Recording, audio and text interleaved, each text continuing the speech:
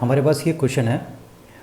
इस क्वेश्चन को सॉल्व करने से पहले हमें सबसे पहले ये पता होना चाहिए कि इन नंबर्स के ऊपर लगी ये लाइन क्या होती है। इस लाइन को क्या कहते हैं? इस लाइन को हम मैथमेटिक्स की टर्म में बार कहते हैं, BAR। और ये कब लगाते हैं और इसका मतलब क्या होता है? बेसिकली क्या होता है कि जब भी कोई नंबर डेसिमल के बाद रिपीट होने लग जाता है और वो बार बार सेम नंबर रिपीट होके आता है, तो उसे हम बार बार ना लिख करके एक बार लिखते हैं और उसके ऊपर बार पुटअप कर देते हैं। इससे ये अंडरस्टूड हो जाता है कि ये नंबर बार बार रिपीट हो रहा था।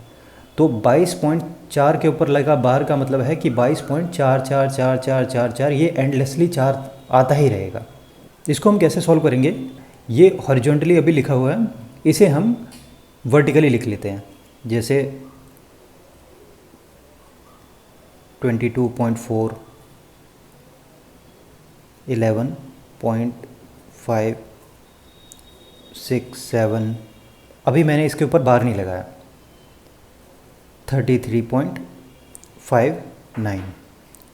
इसे लिखने का तरीका ऐसा ही रहेगा, डेसिमल के नीचे हमेशा हम डेसिमल लाएंगे, इस तरह से लिखेंगे, ठीक है। अब जिसके ऊपर जो साइन है, जिसके आगे जो साइन है वो साइन लगा देंगे। इसके आगे प्लस का साइन था, प्लस लगा दिया। इसके आगे माइनस का साइन था, माइनस लगा दिया। इसके आगे कोई साइन नहीं था, मतलब ये प्लस था। जब कोई साइन नहीं लगा होता इसका मतलब प्लस होता है। अब हम क्या करेंगे? अब हम देखेंगे इन तीनों नंबर में मैक्सिमम डिजिट कितने हैं जिनके ऊपर बार लगा है।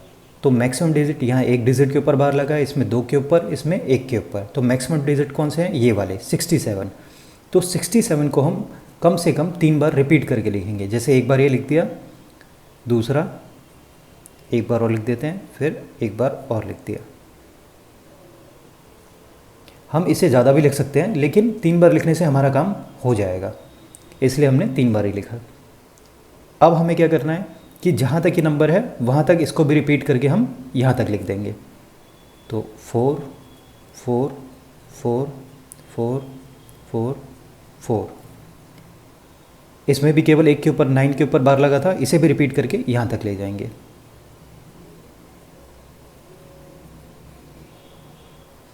अब इसे हम सिंपली सॉल्व कर देंगे।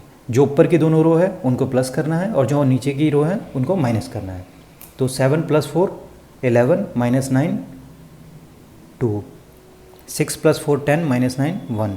इसी तरह से 2 1 2 1 और ये 4। डेसिमल के नीचे डेसिमल। अब 2 + 1 3 - 3 0, 2 + 1 3 - 3 0। तो हमारे पास नंबर सॉल्व हो गया है ये। अब क्वेश्चन है कि बार कितने नंबर के ऊपर लगाएं और कहाँ से कहाँ तक लगाएं।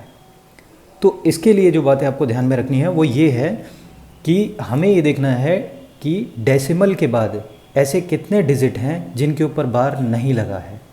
ऐसे कितने डिजिट्स हैं जिनके ऊपर बार नहीं लगा। इसमें डेसिमल के बाद ऐसे 0 डिजिट है, कोई भी नहीं है जिसके ऊपर बार नहीं लगा। इसमें डेसिमल के ऊपर ऐसा 1 डिजिट है जिसके ऊपर बार नहीं लगा। इसमें डेसिमल के बाद केवल 1 डिजिट है जिसके ऊपर बार नहीं लगा। यानी इन तीनों में जो मैक्सिमम डिजिट है जिसके ऊपर बार नहीं लगा डेसिमल के बाद, वो केवल 1 डिजिट है। तो यहाँ भी हमारे आंसर में डेसिमल के बाद केवल 1 डिजिट के बाद बार नहीं लगेगा, इसके ऊपर बार नहीं लगाएंगे हम। इसके बाद जो नंबर्स आएंगे बार वहाँ से शुरू होगा, ठीक है। अब वहाँ से शुरू होकर वो कहाँ तक जाएगा, कितने नंबर के ऊपर बार लगेगा। तो इसके लिए भी हम देखते हैं कि मैक्सिमम कितने डिजिट हैं जिनके ऊपर बार लगा है। इसमें केवल 1 पे लगा है, इसमें 2 पे, इसमें 1 पे, यानी मैक्सिमम 2 डिजिट के ऊपर बार लगे हैं। तो यहाँ से हम केवल 2 डिजिट उठाएंगे और इसके ऊपर बार लगा देंगे और 0 ये। तो हमारा आंसर होगा 0.412 और 12 के ऊपर बार लगा होगा। ये हमारा आंसर हो जाएगा।